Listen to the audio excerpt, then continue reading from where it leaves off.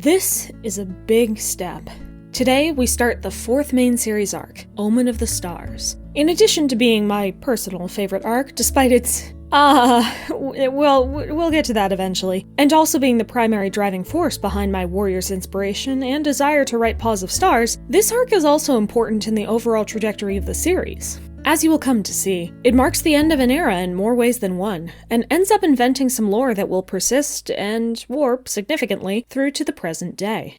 The new characters, dynamics, and specific moments this arc creates have inspired countless discussions, animations, stories, and otherwise, and content continues to be made about some of the fan-favorite characters and scenarios to this day. Yet, this is also the least favorite arc for many fans, and not without justification. We'll have to get into those reasons eventually, but let's begin by focusing in on this one book.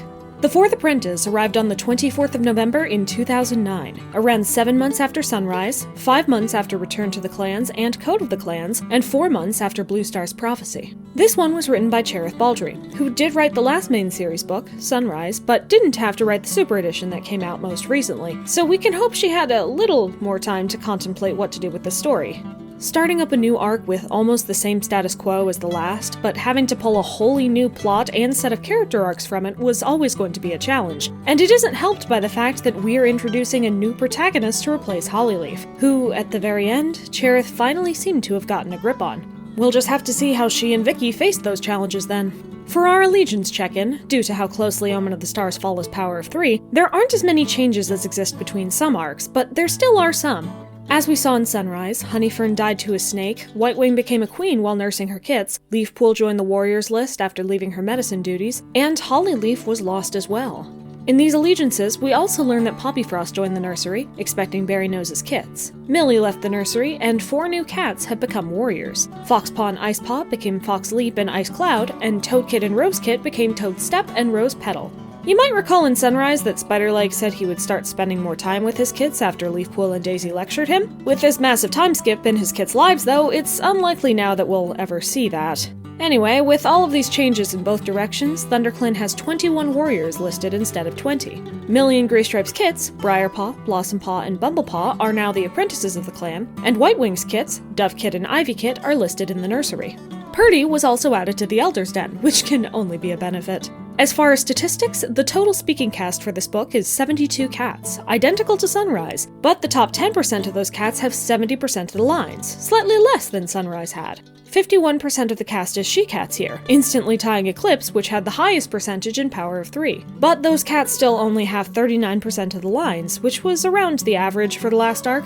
With that said, I am more than ready to jump in because, for better or worse, this arc is something I will never forget. The prologue opens in Starclan, where Blue Star, Lionheart, Yellowfang, and Spotted Leaf are talking about how poorly the Three's prophecy has gone so far. Despite that, they are sure they have the right third cat now, and hope that Jayfeather and Lionblaze will recognize them. Despite Blue Star's reservations, the group decides on Yellowfang's suggestion of sending a sign, and they choose not to contact Jayfeather or Lionblaze, but the third cat herself. Yes, I'm sure a baby will be very well equipped to receive the news. Down in the clans, there is a drought that none of the clans were warned about. Though every clan is upset, Leopardstar is especially angry, accusing everyone of being prey stealers for taking fish from the lake, which should belong to RiverClan. She declares she will set up border patrols around what remains of the lake on every side. Lionblaze and Jayfeather discuss this and confirm that Leopardstar lost 2 lives in a row recently, which would explain her explosive temper. Lionblaze goes on a patrol to gather water from the lake, and despite a very tense interaction with RiverClan and Berrynose flaring their tempers further, they succeed. Meanwhile, Jayfeather is adjusting to being the clan's only medicine cat, including as Firestar loses a life to a wound from a sudden fox attack that Jayfeather wasn't in time to heal. He feels insecure about his abilities without his mentor around, and it isn't helped when Leafpool comes back from a hunting patrol without any prey, proving to Jayfeather that she's useless as a warrior. He and Dovekit almost simultaneously smell a fire, though the returning water patrol manages to put it out. Oh, and Berrynose is being a very overly protective and condescending mate to Poppyfrost now that she's expecting kits. Chapter 3 finally picks up with our new protagonist, Dovekit, who is going to her apprentice ceremony with her sister, Ivykit. Dovepaw receives Lionblaze as her mentor, and Ivypaw is given Cinderheart. Unfortunately, their first day of training will have to be a water patrol rather than anything fun, but Dovepaw is still excited to see more of the territory, and to go out with her sister.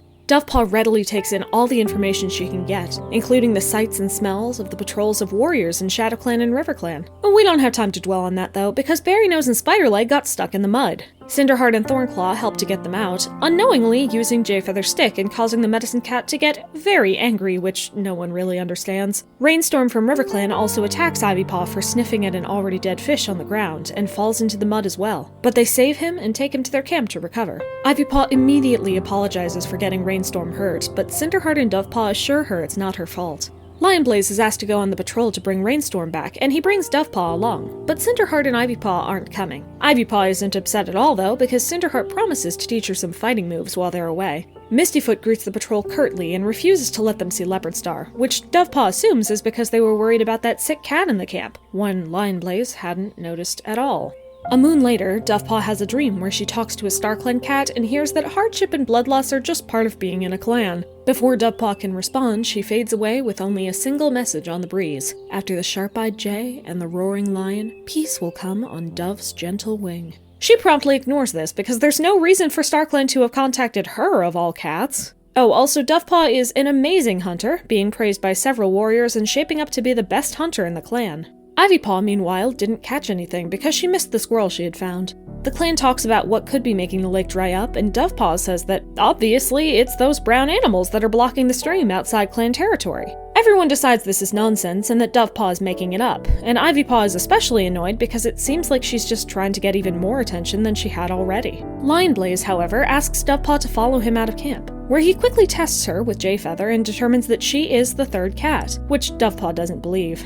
Still, the brothers let her know what they know up to this point, that they all have powers as part of a prophecy, and no other cats can know. Dovepaw insists that Ivypaw must be involved as well, but they tell her she has to accept that she is different from her sister, as they have with Hollyleaf. Dovepaw says that proves they could be wrong again, but when she tells them about her dream, Jayfeather instantly recognizes Yellowfang's description and knows that they were correct about her. Lionblaze tries to talk to Firestar about the brown animals Dovepaw saw, but is roped into a discussion about how he should forgive his parents, especially Squirrelflight, instead. That said, Firestar does agree to work together with the other clans to send a patrol to check out what might be blocking the stream. At the gathering, Dovepaw points out Leopardstar is the cat she noticed being sick, and unfortunately she is still sick now, a moon later. The clans agreed to send 2 cats each to investigate the blockage, although Mistyfoot has to answer for Leopardstar since she was so convinced the other clans just wanted to weaken RiverClan or steal their fish. Lionblaze and Dovepaw are chosen from ThunderClan, disappointing Ivypaw especially, who hoped they could always do everything together, and Dovepaw quickly becomes uncomfortable with lying about how she learned of the big brown creatures. Still, Jayfeather insists it is a secret, and Dovepaw acquiesces. For the journey, ShadowClan chooses Toadfoot and Tigerheart, RiverClan chooses Petalfur and Rippletail, and WindClan chooses Whitetail and Sedgewhisker. All 8 cats then set out together on their journey. Some, Toadfoot especially, are fairly guarded and territorial, but each cat is given a distinct enough identity to feel like a unique part of the group. And despite this being another instance of having several chapters dedicated to travel through unremarkable landscapes and minor dangers, it is made better by having each cat's personality and relationships to the others firmly cemented early on, such as when Rippletail rallies everyone to save Petalfur from a 2-leg, or how hostile Toadfoot is to Dovepaw due to her being an apprentice and displaying, from his point of view, that Firestar didn't take this mission seriously. Petalfur and Rippletail, despite being more amicable, are the most defensive and insecure since the drought has sapped their clan of its primary resource for food. And obviously, their leader hasn't been doing well. Whitetail and Sedgewhisker, therefore, end up being the most willing to cooperate and act as a voice of reason and source of levity, respectively. Tigerheart is the only one who remains in the background at this point, but that will change with time. Periodically, we cut back to Jayfeather, who is just worrying about the prophecy and being a camera into ThunderClan while they're gone, following the paw steps of his mother, Leafpool, ironically. The only really important thing to note here is that Ivypaw is getting more noticeably irritated now that Dovepaw is off on a special mission and she's stuck with normal training, but also of some importance is that Berrynose continues to be condescending and overprotective towards Poppyfrost, and Breezepelt gets in a fight with Berrynose and Jayfeather at the border that quickly turns into insults about their family rather than clan tensions. Back on the journey, Lionblaze is worried about Dovepaw's capabilities, being so young, and Petalfur and Rippletail finally find a pool of water, with Dovepaw's help, and teach the others to fish. Dovepaw is the only cat who actually tries some, though. They continue trying to follow the stream, and Dovepaw misses sensing both a dead deer and the stream itself, becoming frustrated as she realizes the fish earlier and the extreme amount of sense in the 2-leg place were distracting her. She doesn't think she can be distracted. She has to be alert all the time to keep them safe. but Lionblaze tells her she's not responsible for them. They're working together. In any case, they quickly pass a Tule place where they meet more kitty pets and then notice they're approaching the brown animals.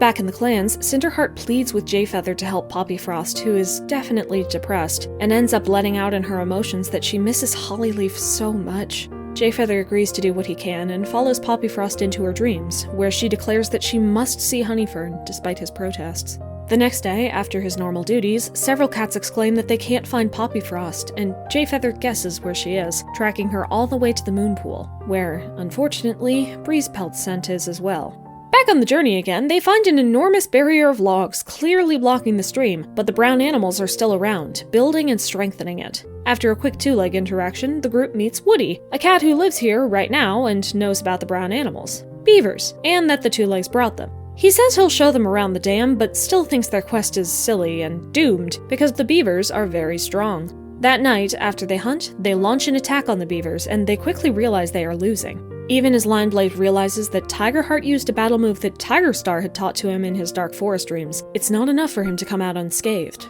Save for Lionblaze, all of them get some sort of injury, and don't seem to be making a dent in the beavers. Worst of all, though, Rippletail is killed, and Dovepaw declares they never should have come.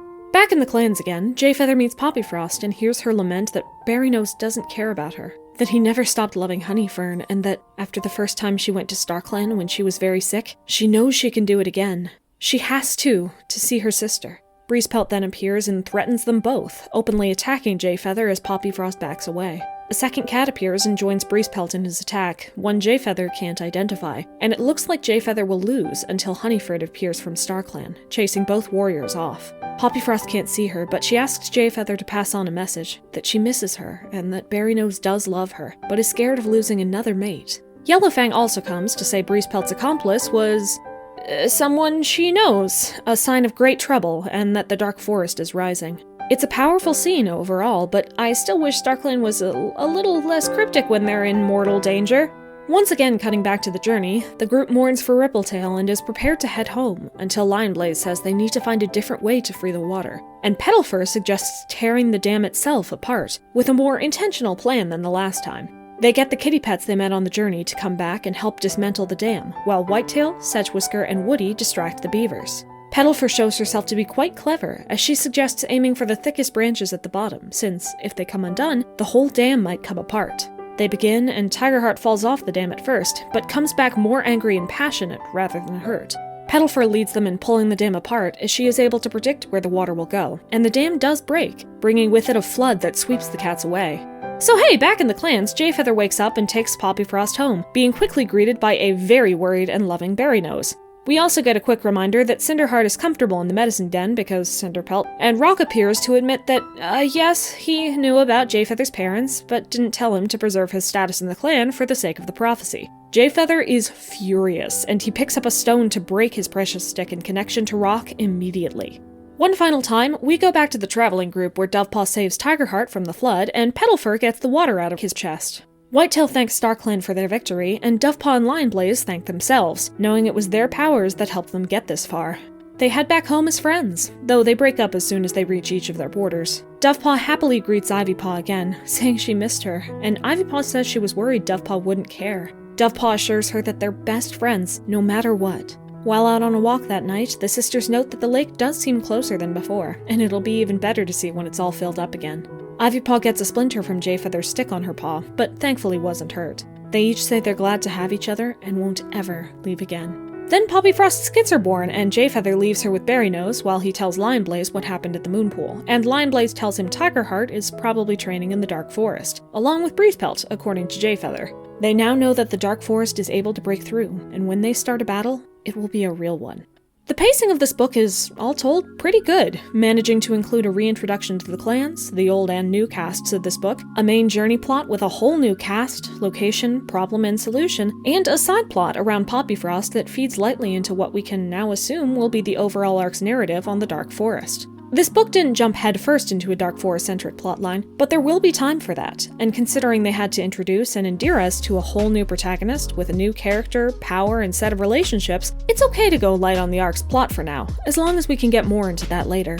Speaking of that new protagonist, let's talk about Dovepaw, as she is the main focus of this book. Well, she already has a distinctive personality and role, but it's not what much of the fandom has credited her with. She is very passionate, sometimes even sassy, being defiant to Jayfeather and especially Lionblaze when they try to rope her into a role she doesn't want or cover up her power for, in her mind, no reason. She does not want to be part of the prophecy, and never really loses that through the book, but there is a surprisingly powerful moment on the journey where she wakes up and hears that Lionblaze has taken her shift because she's an apprentice and she shouldn't have that much responsibility or weight on her when she's so young. Dovepaw responds that the prophecy and Starclan didn't wait for her to grow up before thrusting on that responsibility, so why should Lionblaze himself? He doesn't get to reply because Sedgewhisker comes back, but I'd have liked to see his answer because Lionblaze seems, at least mildly, to be the least in favor of the prophecy and the quickest to point out the burden it already has on their lives. Not to mention, Dovepaw would still have a point if she mentioned that Lionblaze and Jayfeather already have pushed her into responsibility too quickly, using her power to aid them in finding the beavers and requiring that she join them at their level to keep the prophecy going and a secret from everyone, including her sister.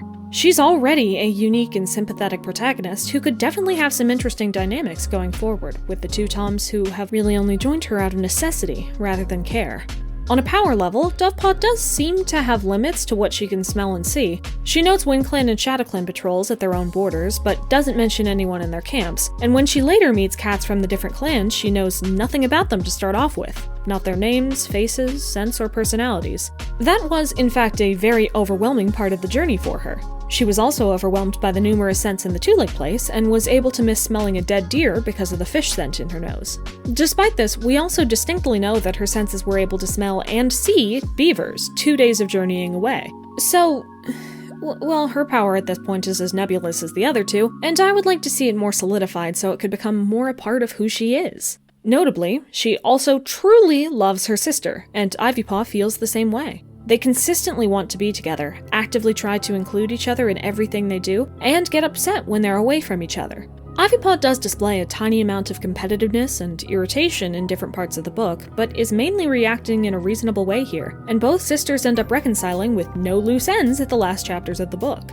Guess Ivypaw might just be a minor support character then. Sounds great. It'll be good for Dovepaw to have a stable, caring relationship in her life.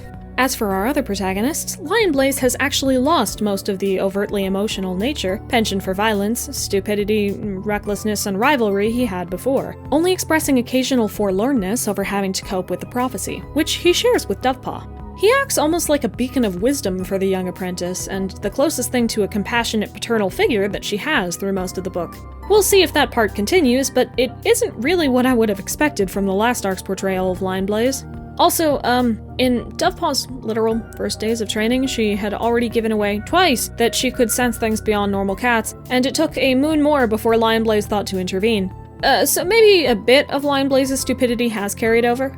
Jayfeather, meanwhile, has stayed pushy about the prophecy and possessive over his stick, until he breaks it anyway, but mostly spends the book worried. About his own prowess, about his mentor, about Dovepaw's place in the prophecy, about the danger Lionblaze and Dovepaw will be in, and what effect that would have on the prophecy. He doesn't have a strong connection with his clanmates, save for a lasting interest in Cinderheart, and enough care for Poppyfrost to want her not to die, but he was also in the background for this book. Maybe that will change in time. Now, Hollyleaf's name is mentioned 12 times here, a third of those in Starclan's prologue, and the one time it is mentioned aloud is when Cinderheart says she misses Hollyleaf. Lionblaze never thinks about her, and neither of the brothers speak about her or even mull over their feelings for more than a couple lines. Starclan and Cinderheart seem more shaken by Hollyleaf's death than her own siblings, which feels unrealistic given how raw those emotions would still be from their point of view. Because this arc continues so closely after the previous, it does seem weird when its plot and baggage aren't addressed. Finally, and as a tiny minor note, the back of this book contains the first full adventure in the Warrior Cats adventure game, which is exciting to me and very few other people at this point. But if you want to hear more about that, go watch my video on those specifically because they aren't relevant here. The Fourth Apprentice is honestly an overall good start to the arc, considering it had the very odd task of both continuing off Sunrise and starting a whole new cast and story of its own. Dovepaw is a nice character, the amount of depth they give the other members of the Beaver crew and their relationships was refreshing, and it sprinkled in enough hints about what is to come for me to be excited. But if the Dark Forest is rising, who will be a part of it, and what do they plan to do? That, however, we will have to explore in a future episode of our trip through time.